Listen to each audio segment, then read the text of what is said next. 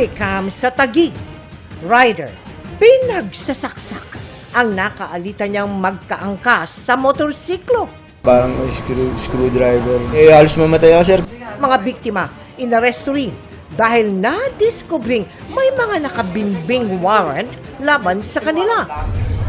Masaya sanang bakasyon ng pamilya sa Taiwan na uwi sa bangungot nang hampasin at apakan ng isang lalaki ang 2 taong gulang nilang anak.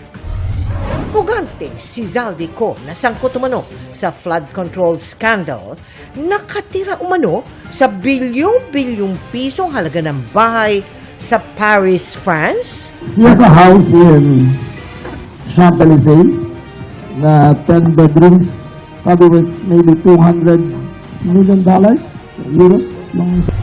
Bago ang butuhan sa plenaryo ng Kamara kaugnay sa impeachment complaint laban kay Vice President Sara Duterte, pahayag ni Senador Ping Lacson na posibleng hindi agad mag-convene ang Senado bilang impeachment court, inalmahan ng mga kongresista.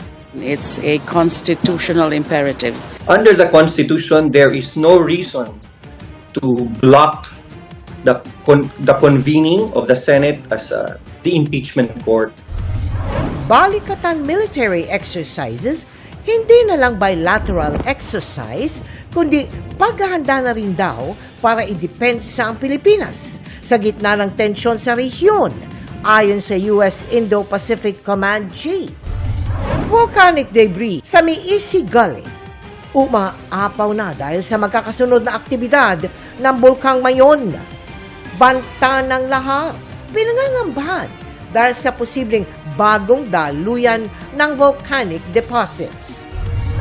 Bago ang Mother's Day ngayong weekend, ang kwento ng lihim ng isang inang may sakit na nadiskubre na raw ng kanyang anak. Meron kang secret, di ba? Alam ko na. I love you. I love you. Pinaglaban kita hanggang sa huling pagkakataon, Miten.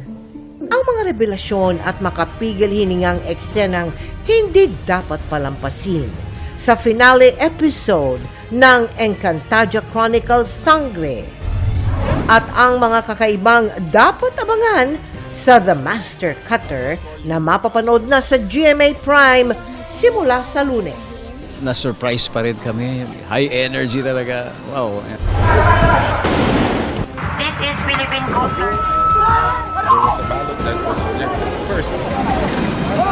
Live mula sa GMA Network Center, ito ang 24 Oras.